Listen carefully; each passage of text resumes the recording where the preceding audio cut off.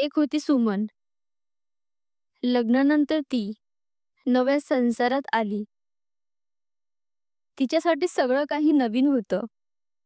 लोक, घर, सवयी आणि वातावरण सुद्धा. माहेरी जशी मनमोकळी, खोडकर आणि हसरी होती, तशी सासरी राहता येत नव्हतं. माहेरात जर ती उशिरा उठली तर आई प्रेमानं म्हणायची, "झोपू दे ग थोडं अजून, थकली असशील." पण सासरी तसं नव्हतं. इथे जबाबदाऱ्या होत्या, अपेक्षा होत्या आणि बोलण्याआधी विचार करावा लागायचा. माहेर म्हणजे तिचं स्वतःचं जग.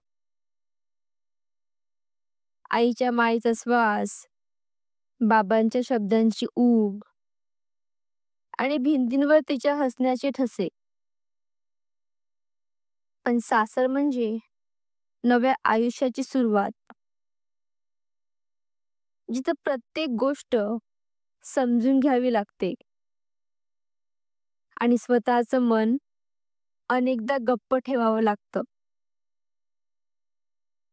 ती रोज काम करत राहायची, हसत राहायची, पण आत कुठेतरी तिचं मन माहेर शोधत राहायचं. आईचा आवाज ऐकला की डोळे पाणावायचे, कारण सासरी सगळं मिळतं, पण आईसारखी मिठी नाही मिळत. सासर आणि माहेर यात फरक असतोच. माहेरात सगळं मोकळं असतं आपल्यासाठी, आणि सासरी काही गोष्टी आपण जाणून बुजून मनातच ठेवतो. मुली सासरी गेल्या तरी त्यांचं मन अर्ध माहेरातच राहतं, कारण जिथं प्रेमाचं पहिलं बीज पेरलं, ते माहेरचं अंगण कधीच विसरता येत नाही. माहेर विसरता येत नाही, पण ते मनातून कधी निघून जात नाही. आईची ओढ आणि बाबांच्या शब्दांची ऊब आयुष्यभर सोबत राहते. सासर आपलं असतं, पण माहेर मनाचं असतं. तिथं फक्त माया असते, अपेक्षा नाही. एक दिवस सुमन सकाळी उठून सगळं काम आटपत होती. घरात सासू सासरे, नवरा आणि दीर सगळेच आपापल्या जगात व्यस्त होते. ती शांतपणे स्वयंपाक करत असताना तिच्या मोबाईलवर एक मेसेज आला. आईचा तिच्या, "आज बाबांचा वाढदिवस आहे ग, तू येतेस का थोडा वेळ?" सुमनचा हात थबकला. ते क्षणभर थांबले. मनात विचार आला, जावं का? पण सासरी परवानगी घ्यावी लागेल. कामं राहतील. काय म्हणतील सगळे? ती मनातल्या मनात दडपली गेली. संध्याकाळी जेवण झाल्यावर तिने नवऱ्याला हळूच सांगितलं, आपल्या बाबांचा आज वाढदिवस आहे.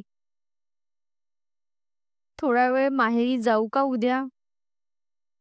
नवरा म्हणाला, अगं उद्या तर ऑफिस आहे आणि घरात पण पाहुणे येणार आहेत ना.